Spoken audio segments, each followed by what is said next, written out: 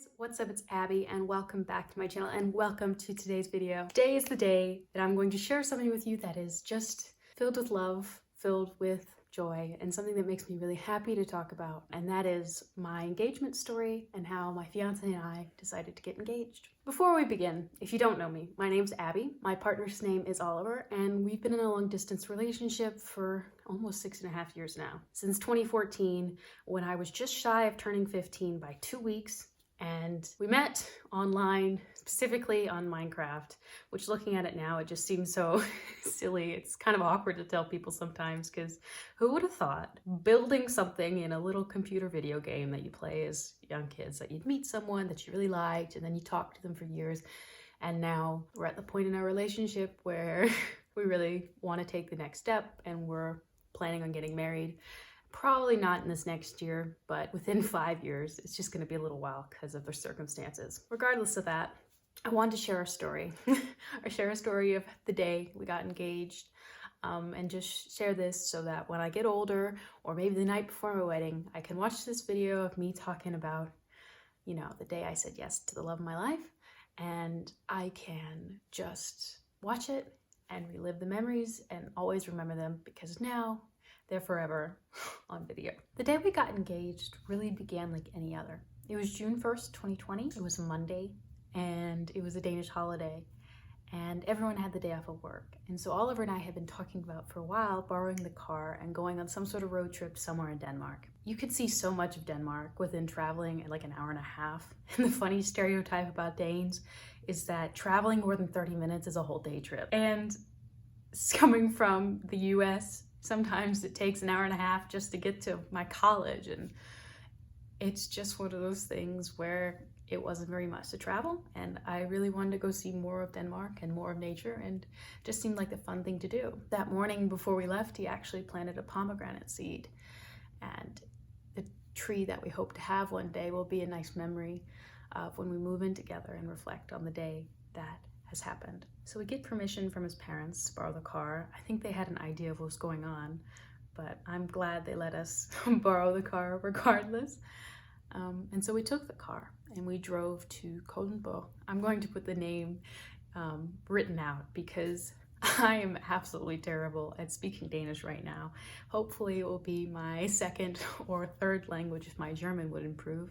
It's really quite a lovely city.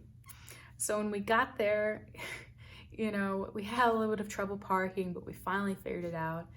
And I was wearing a black bodysuit that I bought from H&M and some shorts and a black baseball cap. And I was wearing my Dansko shoes with short socks. And that was a bad decision. But Oliver and I began to walk into this city. And this city kind of has this kind of old, I don't know, maybe like medieval style, maybe, but I'll insert some pictures of the city, but it's just really lovely. They have this church with towers and it's old fashioned. I mean, a lot of the architecture from Denmark, it's considerably different. Houses are very square, and Copenhagen, the city, there's a lot of colored buildings and old-fashioned buildings, and they're ancient compared to a lot of things. A lot of the buildings are older than the US, and I mean, I wasn't alive when the US was started, so it's old.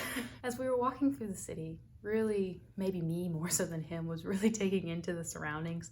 Everything was almost closed because of the holiday, but it was just kind of like very empty, but very beautiful. And it's like we could really take in the surroundings and see the city without it being crowded or uncomfortable. It was really hot that day though, which is surprising because I always thought Denmark was cold regardless of the season. We walk through and he decides that we should go eat at this cafe. And we eat at this cafe and I know exactly what I had. I had a little bit of a mediocre salad, but it was still a beautiful day with him and I. And then we get up after our lunch and we keep walking, and I had told you about my shoes and my socks, and unfortunately for me, that was very uncomfortable. So I was just having a day in which I wore the wrong shoes.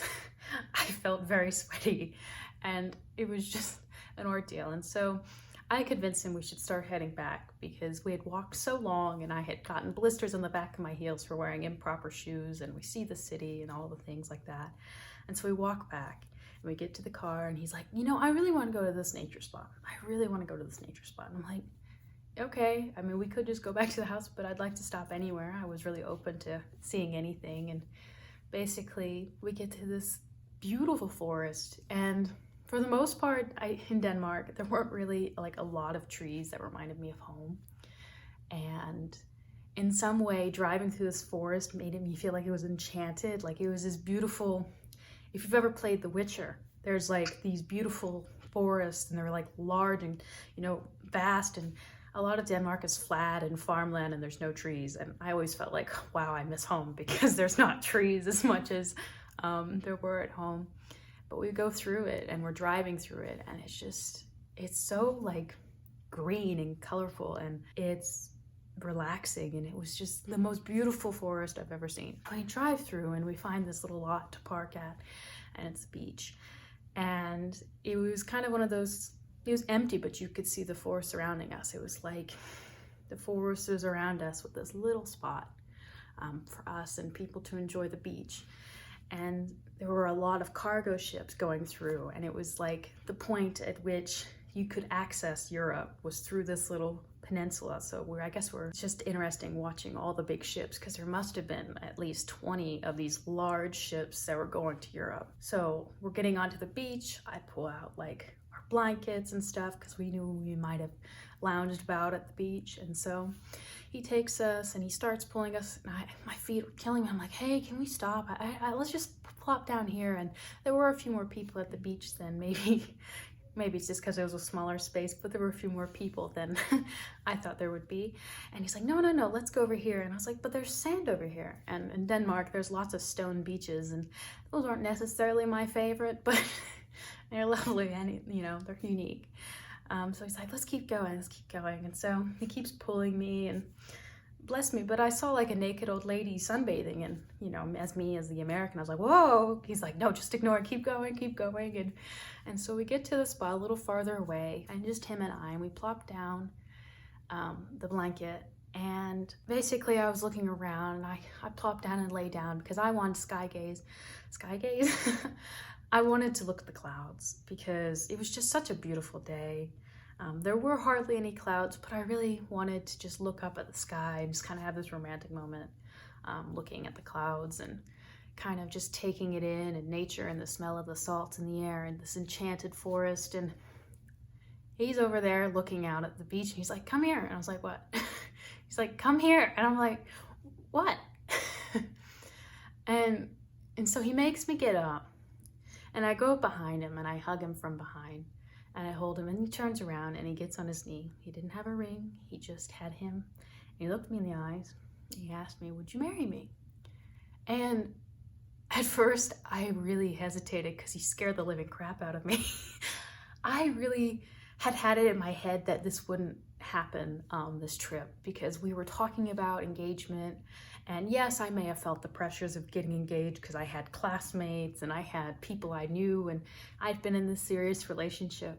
Reflecting on it, I wish it was more about me than it was about other people. But he looked at me and I was just terrified. And he had told me that, he wasn't thinking about proposing this trip because of everything going on in the world, and it would just feel like it would take attention away from our special moment that we decide to make it official that we're going to get married at some point. And I'm just like, okay. And so when he's down on one knee and I'm like, are you serious? I mean, for loving someone so deeply and to physically doubt and be like terrified of that moment was kind of funny to me. But he was like, yes. And I'm like, are you serious again? And he's like, yes. And I was like, oh my God. He's like, what's your answer? And I'm like, yes.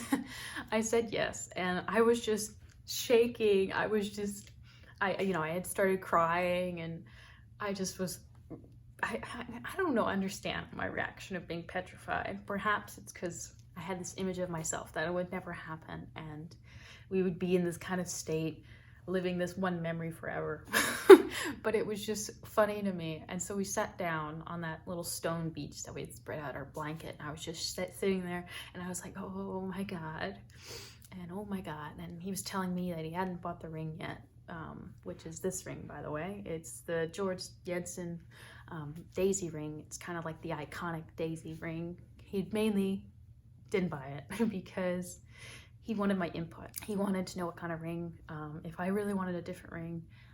So he let me have a bit more of a choice in that so that I could give my input. This is the smallest size of the daisy actually, and there was a bigger one, and I'm glad he was going to go with that one. I'm very glad I got to try on rings. We had to figure out my size and everything because different measurements, but we just sat in the moment. I was still shaking and I was having a hard time holding conversation. It was kind of like the feeling I had when I was a kid and I'd get up and go to a race and I was about to dive into the water and compete and go really fast. It was like that adrenaline rush, but I couldn't really speak. I was just kind of shaky, and you know, I'm here talking, and I told you this is my loquacious channel where I excessively talk, and I didn't have a lot of words because I was speechless. And I took a pebble and I was throwing rocks at another rock and breaking them consistently. And we were just sitting there, and I just, in that moment, I was just, so many thoughts were going on. And he was telling me, you know, it's the right time. I love you more than anything else. And even though this wasn't necessarily how he planned to propose to me, it was really special because we were in this enchanted forest and we saved the spot on my Google Maps, and and we just took it in, and it was just beautiful. Watching all these big cargo ships, hearing the ocean, and just looking him and I and being kind of alone, and it was just amazing. He originally had wanted to propose in the Alps at this beautiful spot, but you know, I couldn't have asked for it in either way. Maybe I'll ask him to propose me again on the top of the Alps if he really wants to, but it was just lovely. Then we headed back to meet his parents because his parents booked a reservation at a restaurant, and we went and we had dinner and we celebrated, and the day after was incredible, in which we had kind of a whole day of celebration where half the day was spent trying to find my ring. And then we went to the famous New Hal Harbor, which I just said harbor twice because Hal is harbor, but New Harbor in English, but it's the buildings with the colored buildings where they're kind of rainbowy, and it's like it's a big tourist spot. We went to this very fancy sushi restaurant, and we went to a bridge called the Kissing Bridge, in which actually the first time I had visited Denmark, that bridge had just opened. We randomly walked upon it and saw that they were opening this pedestrian bridge. They called it the Kissing Bridge, and Oliver and I ran up on that bridge and we had kissed. I really think we were one of the first people to kiss on the Kissing Bridge. And we went back to that bridge because it was right next to the harbor, and we walked around it and we just looked out at all these little boats and everything, and you know, we celebrated and just kind of had a beautiful second day of celebrations in which we had gotten the ring and we had a whole thing, and it was great. I'm just so happy. A lot of the emotions I'm feeling right now, the tears I'm feeling right now, is one, that I miss him. I miss him deeply. And two, you know, it's such a happy memory. And I'm so happy I got to share it with him. And, you know, being in a long distance relationship really sucks. You know, I think maybe the only good thing about it is I have a lot of independent growth that I've had access to instead of being completely dependent on him. But it hurts being apart from him, and we've been engaged for like a month and 3 weeks now, and he shows me pictures of our pomegranate plant, and saying goodbye to him this last time was really one of the hardest things. The one thing he keeps telling me is that he's made it official and now it's permanent. But with the world right now, it's a little bit crazy. But anyways, let me just wrap up this video and give myself some time to kind of take it all in. And with that, if you like this video, I guess make sure to like it. I'm really happy to share this for myself and for you guys. If you're in a long distance relationship, you know, sometimes it doesn't work, sometimes it does, but don't give up hope. Keep trying. And it's difficult, but to me, everything I've done is worth it. So yeah, I'll see you guys in my next video. Bye.